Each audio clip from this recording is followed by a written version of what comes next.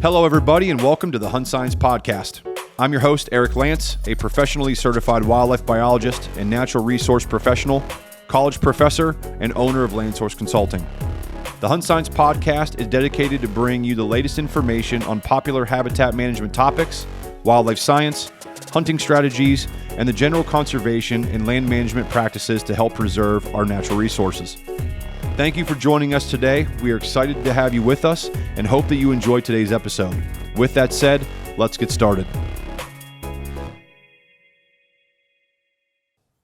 This episode of the podcast is brought to you by our primary sponsor, Land Source Consulting. Land Source Consulting is an Ohio-based wildlife and land management consulting company that I own and operate not only here in Ohio, but through the Midwest and beyond. At Land Source, we work with private landowners just like you to build and develop those property-specific management programs to help bring the goals that you have on your property to life.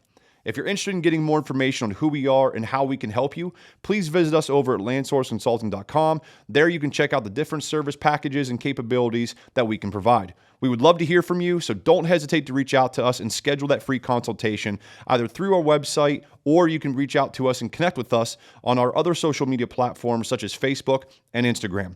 That's landsourceconsulting.com, building relationships for a more sustainable future. All right, everybody, welcome back to another episode of the Hunt Science Podcast. First off, I want to thank those of you who are checking the show out once again. And of course, I want to send a welcome to everyone who is finding us for the first time. Now, a little bit of housekeeping. If you have not already done so, please head over to the YouTube page, hit that subscribe button, hit the like button on some videos that you like, and of course, hit that bell notification so you can be updated on future content that we release out here on the channel. Those things drastically help us out here, as well as going to our other social media platforms such as Facebook, Instagram, TikTok, Twitter. There you can find us. You can like our page, follow our page, and all the content that we're putting out there. All of things like that really help us out in getting the show out there to as many people as we possibly can. So anybody who can take the time to go subscribe, like, follow, all the above, we truly appreciate it and we thank you.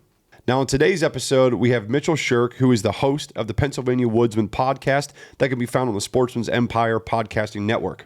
Mitchell is an agronomist who works for a consulting company and does a lot in southeastern Pennsylvania as well as throughout the state on managing agricultural croplands, working with growers and producers. And above all of that, he is an avid outdoorsman and a massive whitetail fanatic, and someone that I've listened to his show for quite some time and wanted to have him on so that we can discuss things relating around hunting Pennsylvania, growing up there, interrelating, agricultural practices and management with hunting strategies and all of the above.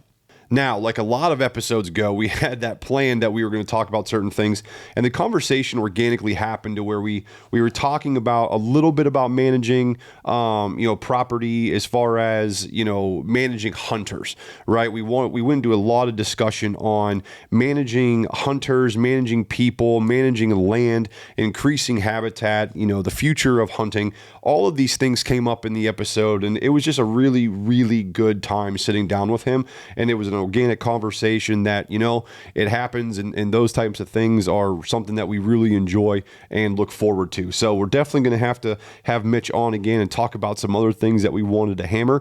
But anyway, today was a great conversation. You're absolutely going to enjoy it. You're going to get something from it, and hopefully it's going to stimulate some thought processes and hopefully, get you going and thinking about different things that, like all of us, we could do a little bit better when it comes to managing our property and all of the above. So with that, I hope everybody enjoys today's episode. And without taking any more time, let's go ahead and get this episode started. Everybody, welcome Mitch Shirk. All right, everybody, welcome back to another episode of the Hunt Science Podcast. Of course, I'm your host, Eric Lance, and today I am joined by Mitch Shirk. Mitch, how you doing, man? I'm doing well. Thanks for having me. This is a treat. Yeah, man. That's awesome. So, Mitch, you are the host of the Pennsylvania Woodsman Podcast. By the time this comes out, I don't know if my episode with you will be out or not. So it'll be close, from in there. But anyway, why don't you go ahead, and what I do with all my guests is kind of start back from the beginning, because I'm always fascinated on the journey of what brought someone to the hunting world, to the conservation world, because as we'll get into, I know you've got a science background as well. And, for me, my path was not traditional, and I'm not going to bore people because they've heard me on other episodes talk about it.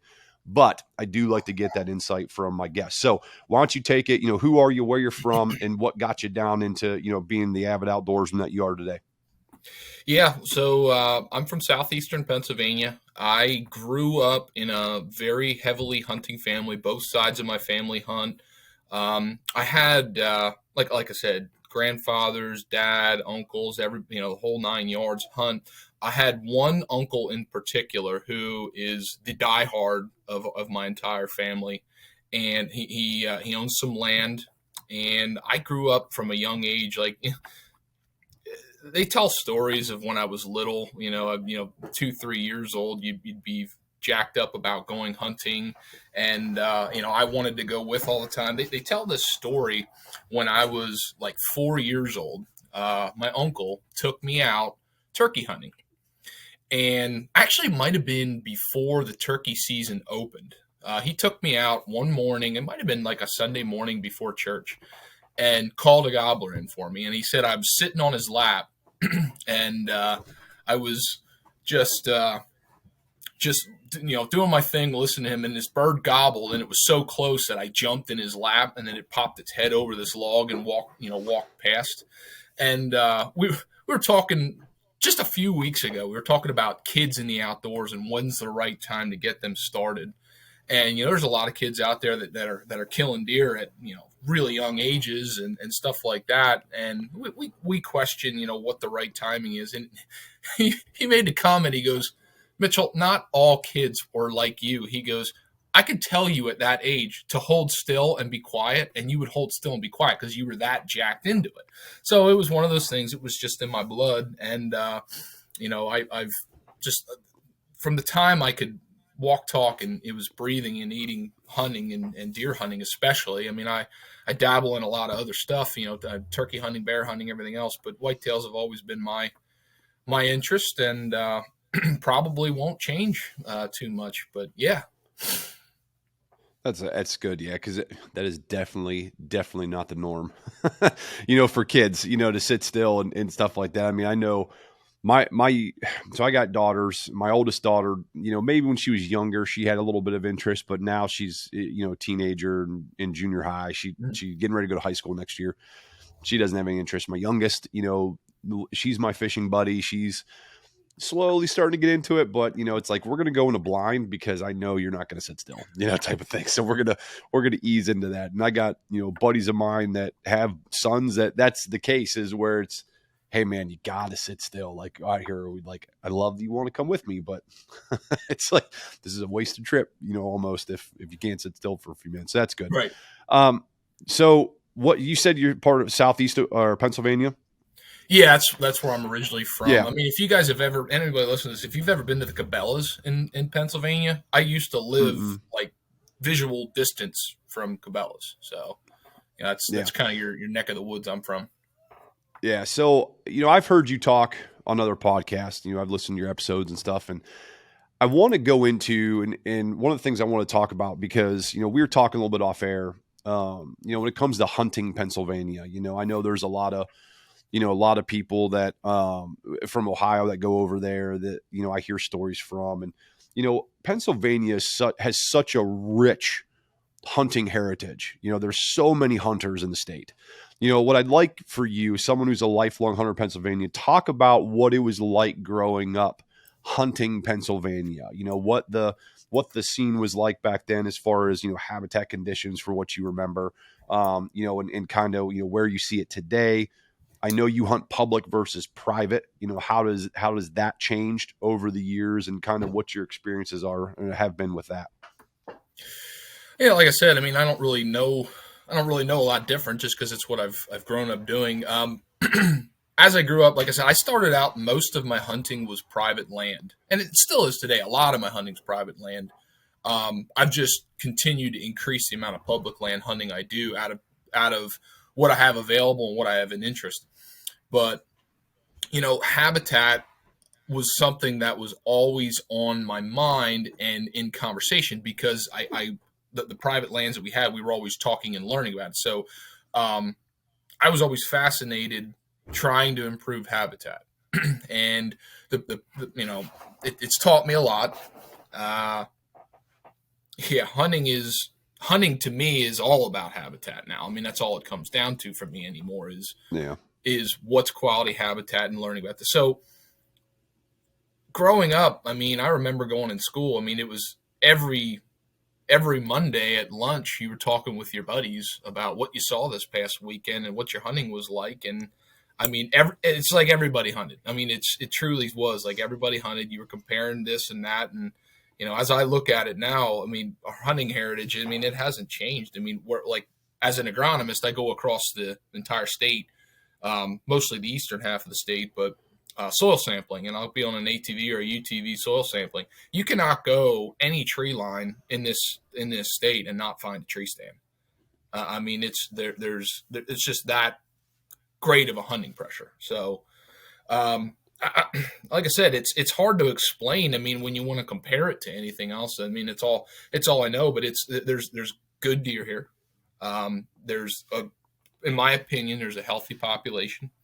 And I think overall our state does a pretty good job of balancing the herd and also balancing hunter expectations and, interest groups. I mean, there's always somebody that's going to complain, right? But we've got plenty of those that, go to legislative meetings and raise up a stink about this change and that change. But I think overall we've got a pretty good state. Yeah, I think, and we were talking about this off air, the parts of managing, the deer population, the hunting population, whatever, it's the people is the most challenge. The people part is the most challenging part. And I've talked about this multiple times on the podcast, but I look at the state of Ohio, like people are always going to complain. There's nothing you can do about it. The state's not doing this. The state's, needs to do this and and I sit there and I'm like, my question is like, okay, what do you want them to do? And it's like, well, they come up and it's, they're allowing too many deer to get killed. Well, why do you say that? Because I don't see any deer. Okay. So let me go, so people I know usually, right. And they go out there and I look at their property. I'm like, okay. So you've got, a small parcel, 30 acres, right? 26 of it is in monocrop agriculture. I said hard 90-degree edge, close canopy timber system, no understory development, no food, no nothing. I said, I mean, it's the state's fault. Like, like you don't have anything. Then you add in, how are they hunting it? That's exactly. The biggest one. You get all those poor quality habitat things that you just mentioned right there, Eric. And then you add in your access sucks, your stand placement is in a situation where the wind is not in an advantageous way for you. And you do that just a couple times throughout the season, and you've probably developed a nocturnal property and you're not seeing deer. Especially you can get into gun season. I don't see any deer in gun season. Well, it's because the guns start cracking. They know where they're safe, and they're going to go there, and they're going to basically hole up like rabbits. I mean, it's the stuff like I talk about it on my show. I talk about with my guests. I talk about with people like you who are diehards and understand a lot about the whitetail. But let's face the facts. The overwhelming majority of the hunting community doesn't really know a lot about the game that they're pursuing. I personally don't think, and I don't mean that to sound no, it's not negative or like I know so much more about it, but you see it on a consistent basis. I've had conversations with many, many people, and I've come to the conclusion that I'm not going to stick my neck out and have that conversation with somebody about why or my opinion, unless they're asking me, because what happens with hunting is it's so ego driven, and you just start to raise people's blood pressure and start an argument, and that gets you nowhere. So most of the time people talk about, oh, we need to change this, we need to change that. I'm like, okay. Yeah, I do the same thing. I mean, and you can tell very quickly whether or not that person's even worth having a conversation with and actually talking with. Like I had a comment on one of my social media reels the other day. I was, as a lot of people probably know, if you follow me, I'm doing a lot of stuff with waterfowl right now. And I had a nest that was a new artificial nesting structure that we put out. Never had one in this area before. We had an incubating hen on there. Scared the living hell out of me when I went out there because I looked in there with binoculars, didn't see her. Go in there, stick my hand in there, and it's like, whack, whack. Duck comes out, just scared the shit out of me. But anyway, I'm like, I'm going to do a video. Like, okay, we know there's down feathers in here. She's plucked her brood patch. Like, we've got incubating eggs. I'm like, I'm going to show people, unfortunately, I flushed her out. It's okay. People in research do it all the time as long as you're not, constantly doing it. I was like, hey, I'm going to take this opportunity to show people inside of incubating nest. Like, here we go. So I get a comment on there. Some guys like, ducks have been hatching eggs. All you're doing is harassing the nest. And I want to be like really? Like that's your comment. Like you're sitting there and that's your comment. It's like, yes, you're correct. They've been, deer have been dropping fawns since, before. Ducks have been hatching eggs. It's like, but, we have a declining population of waterfowl. Nothing to the point to where anything's threatened or anything like that. But if you go back to, I think, 2016, 2019, mallard populations have in some areas decreased by 20%. Like, okay, well, what's the reason? And we talked about it on your show, nesting habitat and stuff like that. So a lot of people look at, us as biologists or scientists or whatever and think that we're overdoing it. And in some cases, that very well may be true. There may be recommendations, but we are only good as our initial observations. As land managers, as scientists, we observe something, say, okay, what is the cause of this decline of population? Well, I know I'm seeing a downward trend in certain waterfowl populations, right? Nothing's threatened. We still have great waterfowl seasons, but I'm seeing the trend now. What's causing it? Let's get ahead of the problem, right? And people look at it to where, oh my God, like it's not harassing a nest. We have permits. We go through the process of doing this, right? And it's part of science. Like, you think this is a problem? Like, go out there and, and rocket net turkeys, and tell me that's not, it's like they still, you can't have it both ways. The biologists can't all be bad, but then my next question to piggyback off that, I tell people, I say, okay, in Ohio, I don't know how you guys do it in Pennsylvania, but we always get like these surveys from the state. What did you, how much did you hunt? What did you, I said, do you fill that survey out? Like, do you give information? Do you, what are you doing, right, to help the observation? Because the state only has so many individuals that can manage an entire state population of whitetails in this case. Yep. They need your help. You have 1,000 acres. Okay. How many did you go out and sit in a deer stand and just count how many deer that you saw when you were hunting? I know there's plenty of deer. I didn't get a shot, but I had a little piece of paper with me and I counted, I seen 22 deer today. I seen, 1 buck, 18 doe, whatever it is. Like, so I tell people, what are you actually doing to help the problem? You don't see deer on your property. There's a reason why. They're here. They're not a threatened species by any stretch of the imagination. There's some areas where we've got, 25, 30 deer per square mile. There's not a population problem. There's a habitat problem.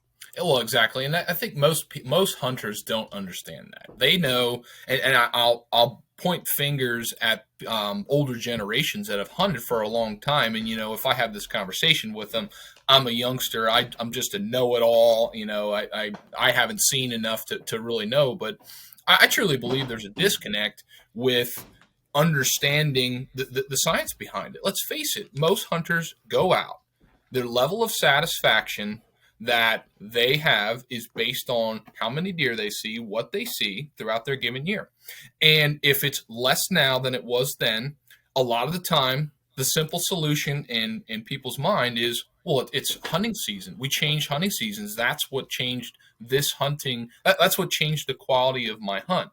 Or, it's, who knows, whatever. I mean, a lot of the time it's all behind what they can simply see. The number of deer, or I see more predators now than I ever did. So that's the reason that we need to kill more of these coyotes. We need to do this and that. And oh my God, we let's face it, you don't know what you know until you start to research. And habitat loss is a major, major problem. If you don't think so, I will take you to so many farms that I work with that what is their goal? Remove habitat, because then they produce better quality crops, higher yields, higher quality, because you're taking away habitat. And I guess if you're talking about farming, that's one thing, but that's a major contributing factor to the loss or the decrease populations or decreased sightings or what have you. I mean, Yeah. whitetails here, I don't think have any problem. I think we've got an overabundance of whitetails. We just have a loss of land problem. We have a land access problem and a habitat quality problem. It's not a numbers problem. Perfect. Yeah, no, exactly. I mean, look at what you're seeing with turkey, right? I mean, that's a whole nother episode, but like the change in seasons, based off, research and data to try to, keep the numbers going. And I mean, you look at, people I've had on the show, like Dr. Galsby and Dr. Lashley with the Wild Turkey Science podcast and others out there, but they're actually going in, they're having the researchers on and talking about predators, talking about habitat loss, talking about why seasons are shifting in areas and giving you the biology on why, it makes sense ecologically. Right. And people still, I think Marcus said, he's like, one thing you can do is like, he's like, can't make everybody happy, but you can definitely make people mad, type of thing. But just like you said, it goes down to, and again, like you said, this isn't, meant to be, forward to everybody, but how many people actually sit down and read and educate themselves about the species that you're hunting? And listen, you might just enjoy going out in the woods. And if you just see deer, you're happy and content. Like, okay, if I get a deer, my family doesn't really eat a whole lot of venison. I enjoy hunting. If I get a deer for me and can, that's fine. You need that, just like you need the guys that are thinking about it 365 plus, in their dreams. And I mean, they're just so in tune with it. That's all that consumes them. You need both ends of that spectrum, to have, a good, healthy, heritage. But anyway, so talking about, habitat and talking about ag, because you are an agronomist and work for that type of consulting company. To me, it goes without reason to that agriculture is a part of the habitat. I mean, that's just the way that it is. And a lot of people don't view it that way. The way I talk with my clients is I get people like you involved on the agronomy side because I'm not an agronomist. Like, I can talk to you about managing your timber and managing your buffer or your edge line and putting buffer strip plantings and talking about CRP and stuff like that. I said, but when it comes to like crop rotation and for me, the livestock portion of it, with these open fields, these massive open fields that, aren't managed and they get clovers and they get stuff in them. So you're going to see deer out there.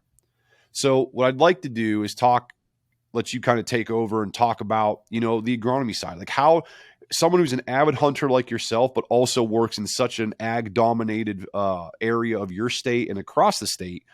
How do you see blending those two, ag and the hunting side on a property? How do you blend those programs together successfully? That's a really tough question because the truth of the matter is, it depends on my client. So, I mean, I want to back up. So you as a consultant on the wildlife side of things, me as a consultant in agriculture, what's one of the first things you're going to do when you talk with a client? You are going to try to figure out what their goals are and how you fit into that picture to improve the quality of whatever they're hiring you for. So, when I go to some farms, you got to keep in mind, there are farmers out there who absolutely despise whitetail deer, despise them. It's a fact. Oh, yeah. And their goal is, how do I decrease the amount of deer pressure on my property, on my crops? So in that case, what I'm trying to do is I'm trying to maintain profitability and maintain yield and using crop rotations and whatever avenues we can to reduce deer pressure. Is that my preferred method? No, because I give different prescriptions to different clients based on what their goals and expectations are. However, in my opinion, I have a lot of opportunity with those who want to have a blend. And those that want to have a blend understand that there are portions of their cropland that are not going to produce maximum yield potential, and they're actually losing money off of when they plant. Let's face it, when you're planting corn, last year, this is no joke, to plant an acre of corn, maximum production, you were talking about paying somewhere between $800 and $1,000 per acre to grow that. So think about the cost of corn, and you can Google this on your phone. What is the price per bushel of corn? That will tell you how much money it costs to pay that back in 1 year. So now let's go to field edges. Let's go to field borders. Let's go to soil type. Let's go to drainage, things like that. There are portions of farmland that are, I would argue, not as productive. Maybe you can make the argument they shouldn't be used in row crops or agriculture. So, one of the luxuries I have, I do a lot of precision ag. I do a lot of yield data monitoring and yield maps. And the more you collect that data and the more you develop trends, you'll develop zones and consistencies across fields. So I have the ability to say, look, I have hard concrete data. In the past 4 to 5 years, in this portion of your farm, which is the tree line border, you have not produced a profitable yield here in 5 years. What are we doing? Why, and usually the argument is, well, that's those outside rounds are where the deer always hit. Those first 6 rows I never get any corn off of.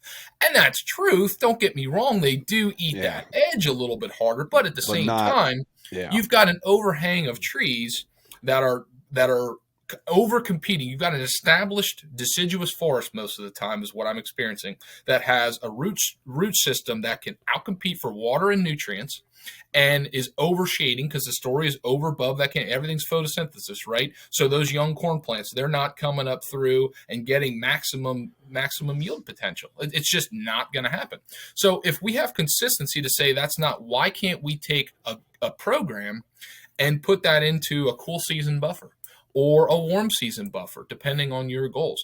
And you're going to create a softer edge. You're going to get paid for it by most government programs, and you're going to maximize your profitability. You're not going to increase your overall yield. You're actually taking acres out of production, but your profitability is going to be higher, right?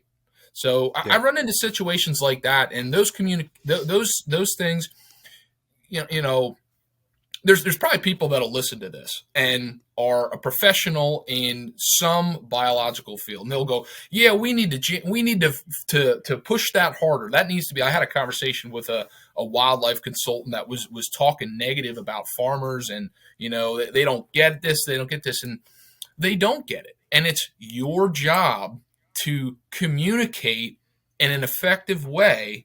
And these relationships take time. This isn't something that you're going to go onto a farm and say, well, you're doing this wrong, we need to change this. Most of the farmers are going to tell you to get the heck out of their farm.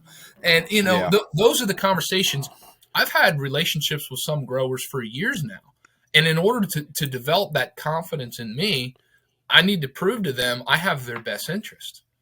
Yeah. So it's a time consuming thing, but that's kind of some of the things I see. But believe it or not, I have got guys that are large growers that are really struggling with over depredation of their crops from the deer population. And farmers will say, hey, there's too many deer, we have way too many. And then you go into that same valley and have a conversation with just residents of the community, and they'll say that there's not enough. And the truth is, if you step into the forest right next to those ag fields, the quality of the habitat is so poor. It's closed canopy filled with invasives. I personally feel whatever your social carrying capacity is, I don't care. But the carrying capacity for what the native landscape can hold, we're too high of a carrying capacity. And I hope the way I explain that makes sense. I feel that if we had better quality habitat outside of agricultural fields, it would reduce the pressure on our agricultural fields. But instead, you've got highly fertilized crop fields, which are manicured with high protein, high energy food sources. Why would any wildlife not want to have that? It's 100%. For people listening who maybe don't know carrying capacity is the threshold of it that a habitat can produce viable resources for a population to thrive, right? You go above that carrying capacity, you start seeing decreases and negative effects at the population level. So with that being in mind, think of what, he just described, having a very, very poorly established habitat, but the only thing driving the carrying capacity on your property is that crop that you are planting. So if you absolutely, because I've run into it too. I run into people that are like, I want a depredation permit. I want these things all dead. Like I want every deer, if it's brown, I want it down and I don't care, Yep. type of thing. And it's like, okay, and I equate this to when I used to talk to people about like nuisance wildlife. I didn't really do it, but people would approach me all the time about like raccoons and stuff like that. Like, how do I keep them? I'm like, well, you have to understand that your trash containers have everything, like it's food for them. There's not much, where they are in this massively urban area, except the garbage cans that humans, leave out, and they leave uncovered, and they leave, a trash bag that didn't fit into their garbage can, on top of their garbage can or on the porch or whatever. That's what they've learned as food. Deer are the same thing. They can get away with poor habitat conditions because they know I can go eat, at this field that is a soybean field. All right. And I can go out at night because there's not much cover. I don't feel safe here, but I'm going to go out at night where I know I'm more than likely not going to get shot at, type of thing. I mean, if deer were any smarter, you'd never kill them. Are they the most intelligent species? No, but they learn habits. A deer gets to be 5-6 years old. They understand, when they start hearing cracks of a gun go off, they understand what's going on, type of thing. That's how they get to be that old. So I had the same conversation with my clients to say, hey, listen, ag is a very, very important part. It is part of your habitat. It is a part of the landscape that you have. And we need to manage the landscape around in unison with your ag. That is, and this is where I think social media has had a little bit of a negative effect. And you can argue that percentage. But everyone sees the photo of this manicured and great looking, clover plot. Where are the photos of the soft edge, buffer strips between, a timber stand edge line and a corn, row crop agriculture? Who's sending the photos of those? Who's sending the photos of those with edge feathering, timber practices along that ag line? Who's sending the photos of, ragweeds and asters and all of the native, forbs that you find in early successional management that is there in your seed bank? Like you can manage and provide more habitat resources. That's going to offset the damage to your crop. Are you going to stop them from eating your crop? No. You're never going to. They're always going to have some type of foraging or forage impact to your soybeans and things like that. You just are, period. You sparked a question. I want to pick your brain on something, Eric. So I understand that when you improve the quality of the habitat, you're going to reduce the stress on those fields. Like food plot, like you talked about food plots. Like food plots are one of those things where that's an awesome opportunity for me to connect with somebody because they know I work in fields. They know I know how to produce maximum tonnage fields. So that's an awesome opportunity for me to talk about food plots and then have that conversation about what else are you doing. So let's look at this let's try to look at this through the scope of an agricultural producer. If I, Mitchell, if I make a recommendation to a producer that says, hey, we want to do all these things we're talking. We want to create soft edge. We want to maybe we need a prescribed fire. Maybe need to open the canopy up of their forest where it's a non-producing section of their property as far as wildlife. Maybe that will help reduce pressure on your cropland. I believe that you can, but the problem that I run into, my biggest fear is when you zoom out of that farm. Let's say I'm working on a farm that's a 300-acre farm. They got 200 some acres of producing agriculture, and the rest is closed canopy forest. And we want to prove that 50 to 100 acres of closed canopy forest.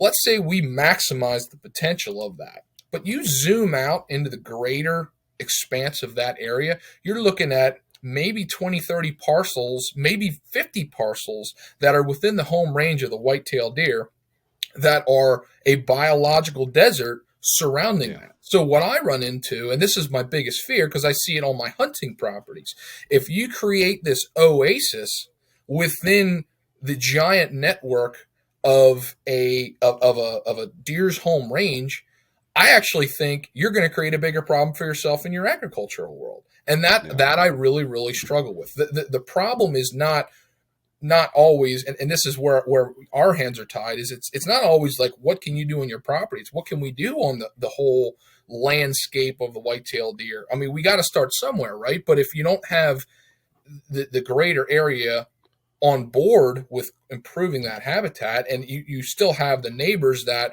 their idea of supporting wildlife is to go buy a wrapped bale of alfalfa or 1,000 bushel of corn and dump it on the ground, like, we're creating a problem, and I don't know how to fix that.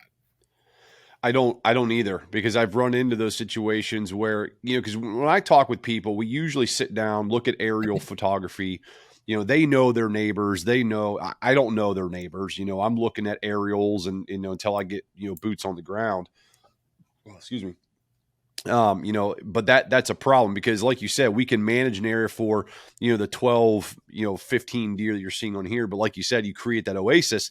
Now, you could manage for that, but now you're not managing for the other, X amount of percentage that you're creating an influx for.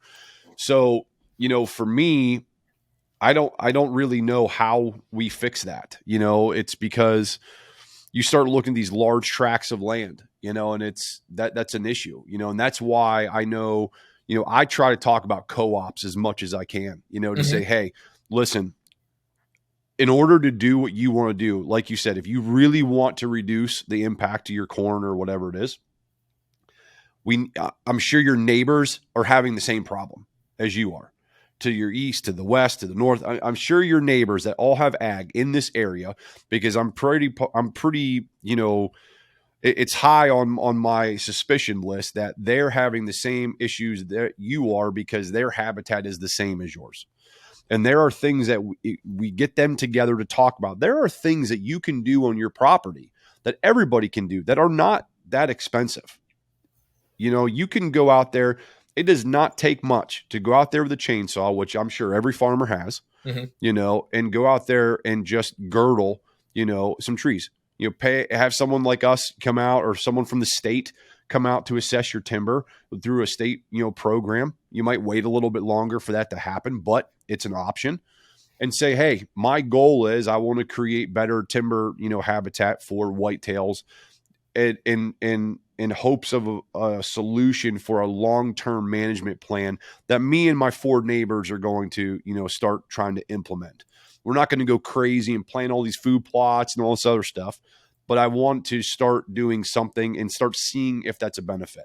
I think that's the only really way of doing it is just like that. Because if, where I am, most of the properties around here, and I don't know this as a fact, it's kind of my, assumption is that the average size property is probably 30, 40 acres, as far as a field, agriculture type of thing.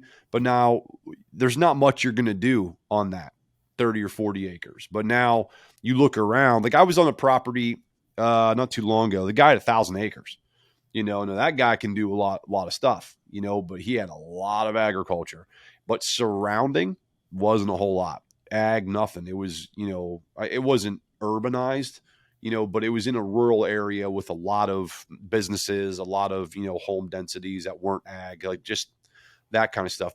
So what I'm going with that is I think the only way you really fix that is having that conversation with your neighbor. And that's becoming a problem because most just kind of the way, I don't know what it is, like the competition of hunting is a problem as well too. It's the ego and the big buck. So here's another thing too. Here's another thing I really struggle with.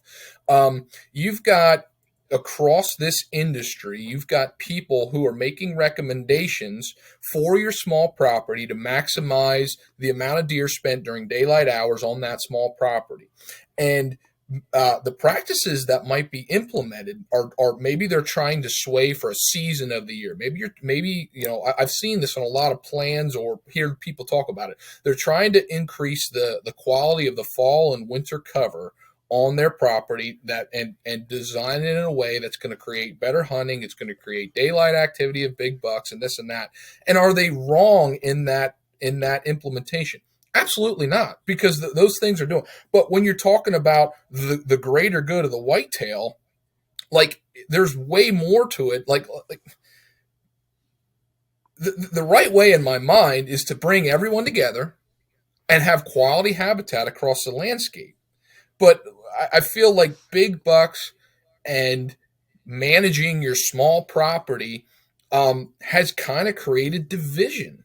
And I hate saying that because I love to shoot big bucks. I love to hunt big bucks. But at the same time, if we would all work on producing quality year-round habitat across the entire home range of a deer, we would have better hunting experiences and better have the. I see it all the time. Like, and I'm rambling. Maybe you can kind of steer me down in a direct path. I just see that like these ramble small sessions are the best property sometimes. oasis, like consulting versus the greater good. I think that's why there's so much discrepancy and argument between consultants and biologists. Like, you know where I'm going with that, Eric? No, I do. Sometimes, we talked on your show. So my company, I don't just do wildlife consulting. I do a lot of environmental consulting for utility companies, commercial developers, those types of things.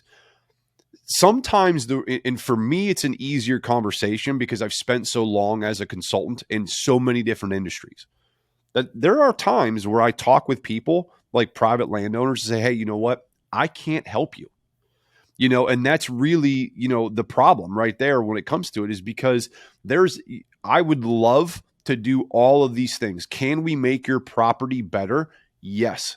But for me, I don't feel right taking your money to just, like you said, make a bigger problem than what's going to happen, because it's not going to go well for, word of mouth and, for, what I do, this guy don't know what he's doing. I have a bigger problem now type of thing. I think that's an issue, and like you said, with the landowners too, if me and you are landowners, now I wouldn't mind, but how many people say, you know what, man, I hope Mitch shoots a booner this year. Like, I'm going to do, and be happy for you. Like, my group of guys, my group of buddies that we all hunt together, listen, we're hunting buddies. We give each other shit all the time, making fun of each other. But, at the end of the day, my off air, I was telling you about my good buddy that shot that non-typical 21 scoreable points, here. I think he measured 2 something. I can't remember. Can't imagine. Me. And I can't remember what he scored, but that was a buck that he had been after on his property. He had photos of it. He shot a really good buck already earlier in that year. He got his brother on a buck. His brother shot that buck. Now, was a little part of him like, damn it. Yeah. But you know what? He was happy for his brother. Like, he called me. He's like, dude, you're never going to understand. You're never going to guess, what my brother just shot, type of thing. And he's like, so that is becoming increasingly more rare than what we're typically seeing across everywhere else. You're also seeing, the ethics of kind of hunting are a problem in some ways, because you're not the competition side. Someone's out there hunting in your spot. People don't care. They're going to walk through there. They're going to mess up your stand. They're going to steal your cameras. They're going to do all this stuff. So it's like, from the society, from the cultural side, like, people are starting to suck a lot more, type of thing. And you're seeing it in waterfowl hunting. You see it in all sorts of hunting. So the question is, with that being going, and it's a question that we're both asking, how do we fix and how do we get, these large, ag producers, how do we get them working with their neighbor in a cooperative fashion to say, hey, we all have this problem. And rather than like wanting to hate this species, like, I used to enjoy hunting, but now that I have a farm, I hate these things. I Yeah. hate these deer. Like, how do we get back to where I can get my grandson involved? I can get my son involved, or my daughter, my granddaughter, my niece, my nephew. Like, how do we get back to where, like, as a community, we have neighbors, collective neighbors. And listen, some people are just assholes. You're going to deal with that. But if you got a good relationship with your neighbors, how do we steer them to have that conversation? Well, To say, exactly. hey, You're talking about something that I have tried to curb my show to as much as I possibly can. I understand science. I understand what the ultimate goal is, but the problem that you and I are discussing right now, and the problem that we face daily, it has zero to do with wildlife, hunting, and everything. It's a people thing. It's a values thing. It's a common courtesy thing. It's a neighborly thing. It's just people having a good heart and working with each other and being open, being honest, and that's one of those things that you and I aren't going to fix. We can talk about it all I want, but let's face it, we have a major issue in our society of just lack of morals, good people caring about other people, and not to I struggle with this too. I have full belief in Jesus Christ and Christian faith and Christian values, and I'm not trying to shove that down anybody's throat.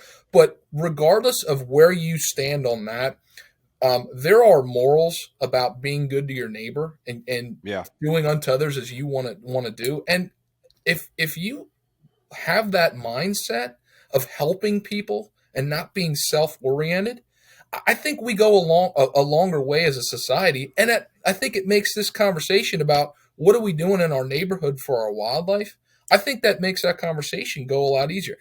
And I'm not saying I don't deal with that. I'm not saying that I don't have this same struggles. I don't got it figured out. It's just the truth. So like for me, what I talk about in my show, I mean, I try to bring that full circle. Like, where are your priorities and what are you trying to do as a person, not just a hunter? And that's a tough one. And I think that's probably a missed opportunity for a lot of us in our daily lives and in our shows.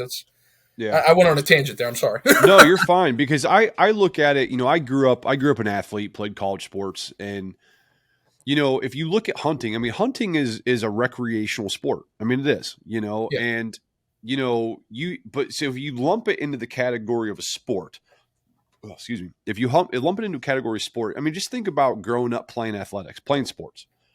You're going to have bad kids. You're going to have good kids. You're going to have people that are team players. You're going to have people that are not team players. They're selfish. Like, and what do you have more of? If you look at the statistical percentage of athletes that get to play collegiate sports, I want to say it's like single digit percents. Mm-hmm. It's really low.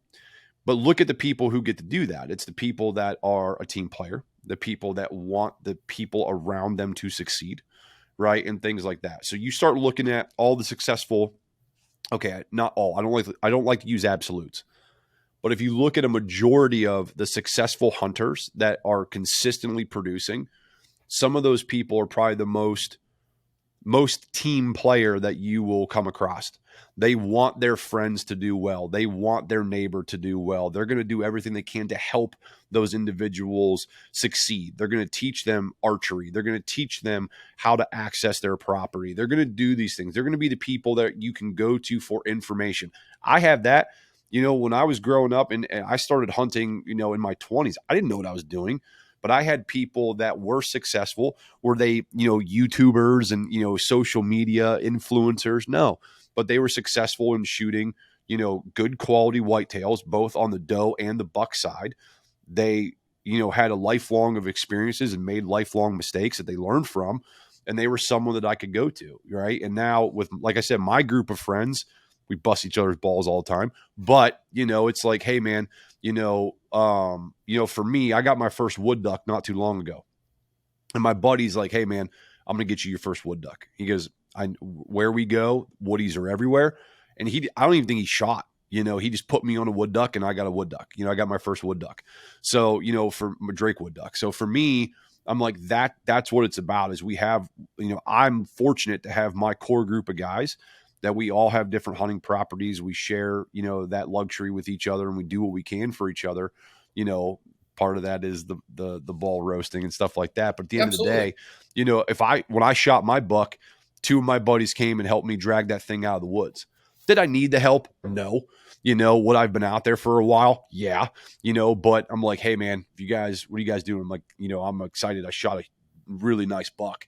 They're like, be right over, type of thing. I mean, that, how many of your friends can you call, and at the drop of a hat, like, yeah, man, I'll come over and help you drag this thing out of the woods, take your photo, like that kind of thing. Yeah. To me, that's what it's about. And we are missing that in a vast majority. And the people that say, no, we're not. Well, you're the one that's fortunate enough to have that surrounding group of people with you. That's not the majority.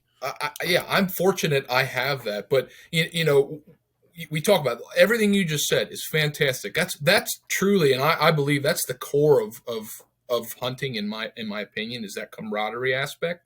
The problem is you were talking about athletes. You've got team players and you've got selfish individuals. The fact of the matter is, when you put it into any aspect of a life, but we're talking hunting and wildlife and local neighborhoods and stuff like that. In my opinion, love trumps everything else. So for you as a team player, if you've got somebody in your neighborhood that's not and is selfish, the hard part is not figuring. The hardest part of that all is you as the team player still showing love to your neighbor, even though they don't want to work with you. You know what I mean? Like, yeah, that's the hard part, because you're not going to change their mind. So no. It's almost like, if you can't beat them, join them kind of and support how you can. And that's not easy. When you're doing things in a loving manner, it's really hard to continue to express that love to someone else if they're not reciprocating. But the fact of the matter is that I truly believe nothing trumps that. So it might be a long-term thing, but when you talk about banding people together, to me, that's the only truth that I've ever found. And is it easy to do? Heck no, it is hard. And you know what? You got to keep in mind too, when you're talking about local neighborhoods and stuff like that and neighborhood issues, some of those are family legacy issues. I run into that at the farms all the time. Yeah. I've got farms that for generations, neighbors don't talk to each other. Generations. So do you think something like that is going to fix in a month? No. It's going to take generations to fix that. But it's got to be a change in your heart, because that's the only one you can change and be open and loving to fix that. That, to me, is how you bring this whole scale. Like, we can talk about the technical side of it all we want, but to me, that's how you bring this thing full scale, and that's not easy to do. Yeah, and that's the thing, Yeah, it's what I love about conversations like this, because we had planned on talking about other things, but these kind of conversations are just really important, because I get concerned a little bit with what does the future of hunting look like? We are in a society of woke culture and cancellation, and with that is going to come certain, mindsets, view. So I'll give you an example. So I've talked about this, multiple times. This doesn't have anything to do with woke culture or anything, but why I'm concerned with the hunting, a little bit concerned with the future of hunting, is because I teach at the university, and I teach, in the Department of Biological Sciences. So, I have conservation majors. I have biology majors that are in my classes that are juniors and seniors. And I always ask a question like, okay, I want to get to know my students. What's your major? What are your plans? And a lot of time, I don't know. I want to go work in conservation. Okay. That generally means I want to go work for a state agency, be a technician, whatever it is. My concern is I always have the conversation of, okay, you want to work in conservation? Okay, how many hunt? How many of you hunt? How many of you come from a family of hunters? You don't have to hunt. Maybe it's not your thing. That's fine. But my concern is what the statistical percentage of individuals graduating from these universities with conservation degrees, with biology degrees that want to get into natural resources that have never hunted. Yeah. Okay. They don't understand hunting. They don't come from a hunting family. They just like working with nature. They're, what people would call the tree huggers, right? Type of thing. Mm-hmm. Which you need, again, you don't have to be that way. However, if you are eventually, what worries me is in the future, the people that will be in charge of making rules and making regulatory decisions, what's the percentage of individuals from that background Oh, exactly. managing the game populations? That's where it goes. Like I look at wildlife organizations, nonprofits, and things like that, and I get the magazines and the amount of bandwidth that is spent on game species is not near as high as others, and No. that's a concern because hunting is such an economical driver in this country. People have no idea. Another thing I talk about with my students is I say, okay, who in here, you start talking about hunting and people kind of like, clam up a little bit. Not all, but, a lot of them like, oh no, I don't hunt. Okay, well, do you like to, go hiking, canoeing, trail riding, whatever it is, right? See where I'm going with it? It's like, where do you think most of that money comes from?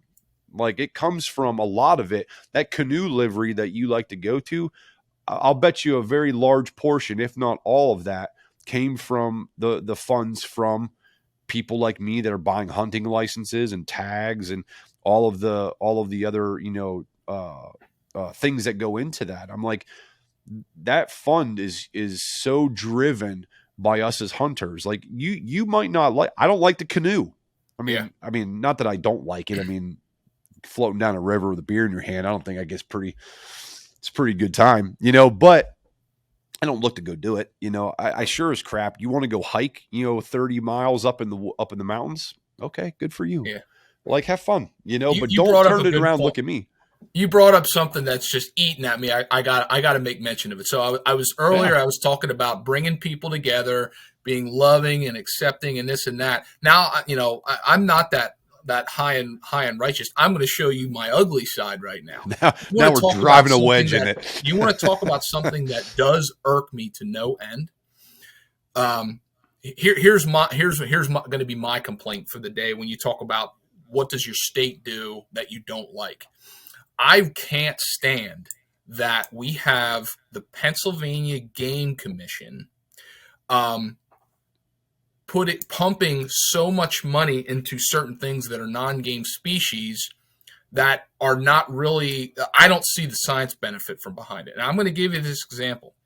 We've got multiple live feed cameras over bald eagle nests.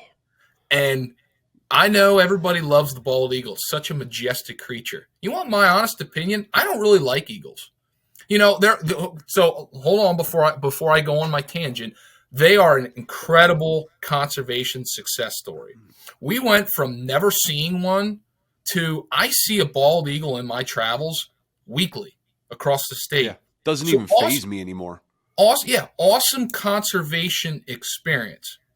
However, where is that money coming from that is allowing a camera to be run live feed to watch bald eagles in a nest? And what is the science supporting that from a conservation aspect? That drives me nuts. To me, I look at that and say, we've got all these problems from a game standpoint. The Pennsylvania Game Commission, why are we doing this? Like, it doesn't add up to me, Eric.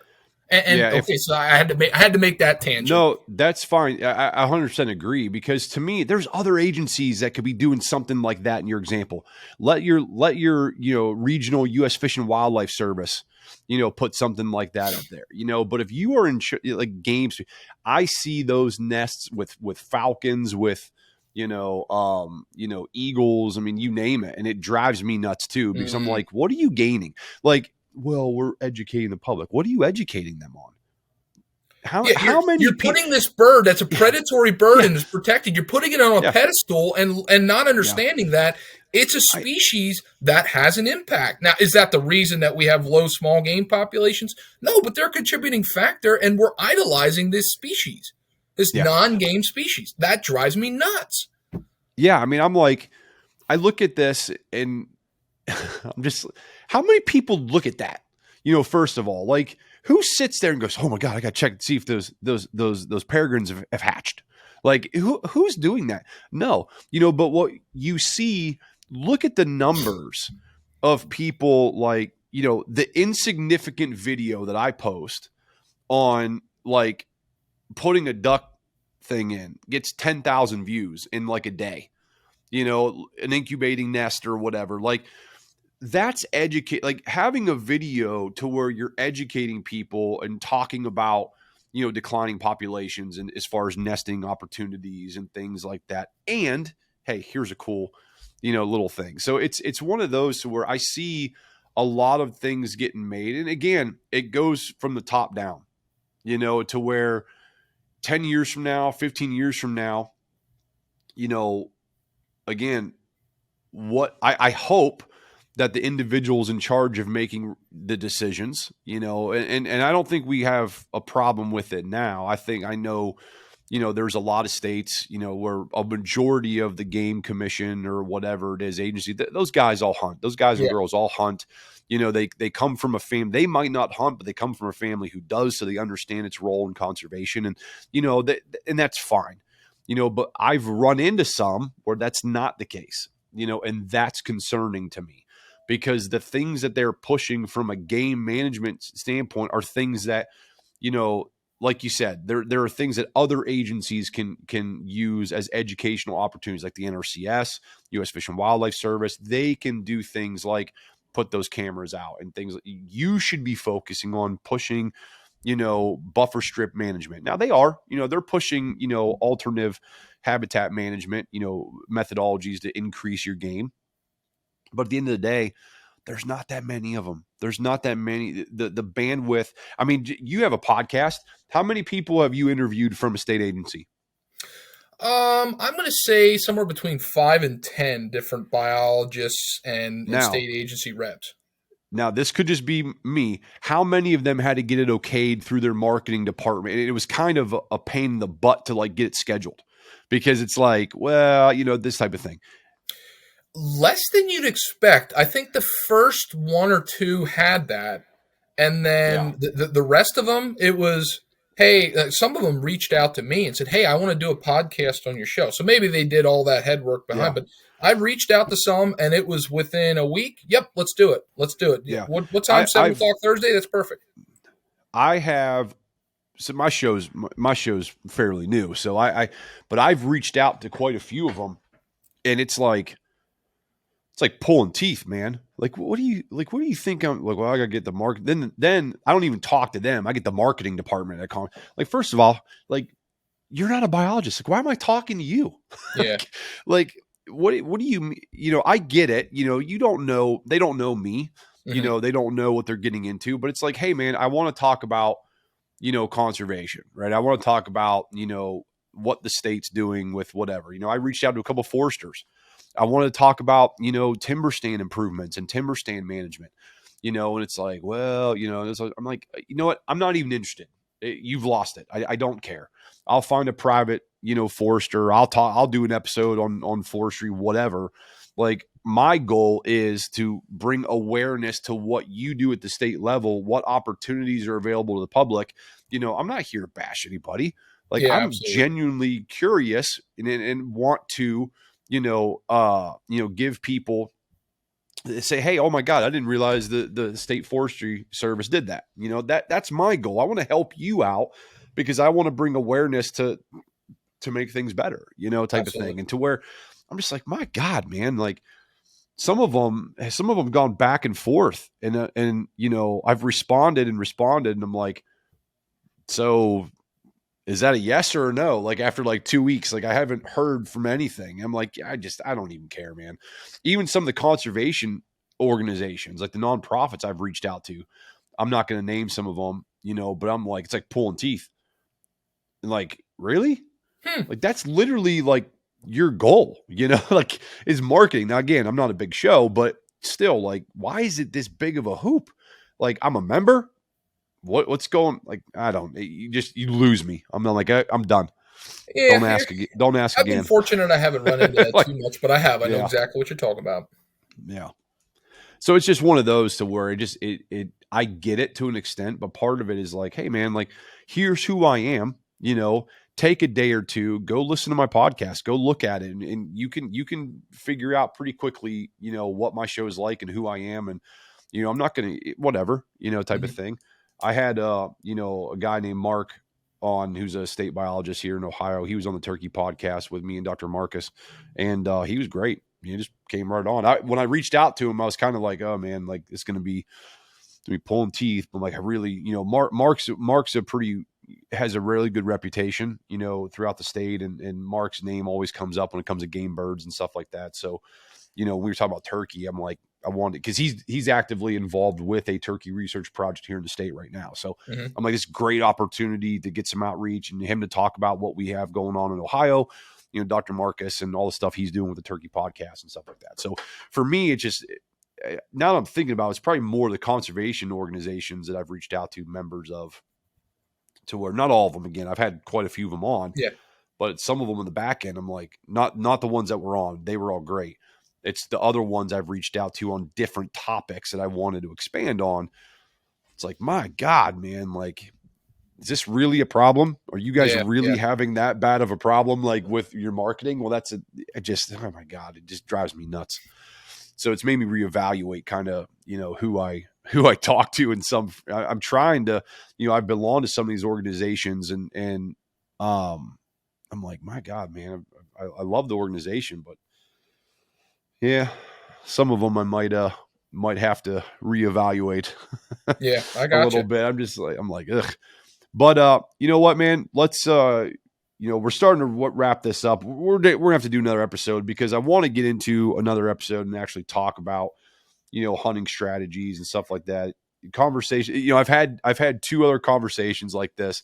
One with Matt over at the NDA. I brought him on, and I was like, we're going to talk about forestry, for whitetails, and we went on a tangent, kind of like this. Different hitting different things. It was a great episode, but it was one of those. It just, this kind of stuff doesn't get talked about too much, and it's something that when we do talk about it, and I get someone that wants to talk about it, also, like, it's something that you kind of need to seize, because whether I've talked about it before in the show, I want people to hear it again and hear someone else talk about it, to show like, hey, this is a thing that needs to be talked about, that other people are talking about. It's not only, hey, let's talk about nutrient cycling in the soil. Let's talk about, this kind of stuff. There's a lot of that stuff. If you want to talk about the regenerative ag, you want to talk about, hey, how do you approach early season on public land? There's a lot of those shows out there. Not that those topics aren't fun and entertaining, and to get the aspects from as many people as we can to fit, our objectives. But it's these conversations to where, I want people driving to spur that thought. They're like, hey, man, I could do more. Maybe I need to reach out to that guy. I've been wanting to see if I could hunt his property, and, just those kind of things, just to kind of, get the roadside, or the drive time, mind, rolling, type of thing, if you will. So. Yeah, I'll probably take blame for that too, because I've sat and we're doing this on a Saturday morning, and man, I just woke up in a tangent mood. So no, I like digging deeper in conversations, because like the stuff that we were going to talk about, and we did talk about a little bit, like I talk about that a lot on my show. You talk about it on yours, and I love all that stuff. It's important, but man, sometimes you just like, I just want to dig deeper, and I was just in that mood, man. So, and sometimes you need to vent. Sorry about that. Oh no, sometimes you need to vent too. It's like the frustrations that we have, like, pent up. We're like, God, I like, talk to your neighbor, man. Yeah. like God, like, what are you doing? You need to manage this. Why, that type of thing. It's just sometimes, and I get frustrated because, I see the bandwidth of things on social media that get all the attention, and it's just like, yeah, I get it. Like from the food plot thing, like, I get it. They're great. They're fun. Everyone loves to do it. But, I love walking through an early successional field and kicking up, 6, 7 deer Mm-hmm. and go like, yeah, there we go. Like that's, I'm looking around. I'm like, yeah, that's perfect. Like even that's awesome from someone who has a podcast now. And like for social, like, how would I even take a photo of that? How do you make that a photo that people could look at and go, what is that? Type of thing. But it's that, it's the same thing of being on a property, that 1,000-acre property with all the ducks, that we saw north of 1,000+ ducks, last week. And people were like, oh man, like, yeah, is a migration in? I've been seeing some ducks. It's like, well, that just shows you what good habitat has, because he has good habitat and he focuses on his waterfowl and he manages for his waterfowl. And in the flyway and migration, like this is one of their stopping grounds. Like, like there it is. It just all comes down to that. And it's just keep talking about it, sharing it, and hopefully, we get more people to do it. Absolutely. So, all right, man, let's get this wrapped up. Mitch, why don't you tell everyone how to get a hold of you, about your, show, where you can be found. I'll have all those in the show notes and stuff like that as well. But if people want to reach out to you, what's the best way? Yeah, I'm sort of active on Instagram and not as much Facebook. Pretty much whatever I post on Instagram that connects to Facebook, but Facebook, Instagram, and then my email. So my social media is at Pennsylvania Woodsman Podcast, Woodsman with an A. And then my email is pawoodsmanpodcast@gmail.com. But yeah, that's where you got. And then as far as my podcast, I mean, you can find it anywhere. Pretty much, you can find podcasts: Spotify, iTunes, Google Play. My show's on the Sportsman's Empire Network. There's a host of great shows on that network, and it's fun. I do a weekly podcast, mostly things that relate back to like the eastern part of the country. It's called the Pennsylvania Woodsman Podcast. I kind of cater it to Pennsylvania, but I mean it's more applicable things than just the Keystone State. So yeah, that's where you find me. Feel free to reach out anything. Check us out, and yeah, I love when people reach out. I really do. I respond to everybody and appreciate that your time. So same thing with you, Eric. Thanks for reaching out to me. Thanks for having me on your show. You do a great job. Sometimes you gotta pull the reins a little harder on guests like me when they just want to go off on a tangent. But no, I appreciate it. No, I think those. Oh well, thank you. And I like I said, I think those tangents and stuff they make for a good episode. Now. Yeah, but anyway, it's you need those, like I said, because there's just not too much of it. So I appreciate you coming on. I appreciate everyone who's tuned in for today. And until next time, everybody, we'll see you on the next episode. Everyone take care.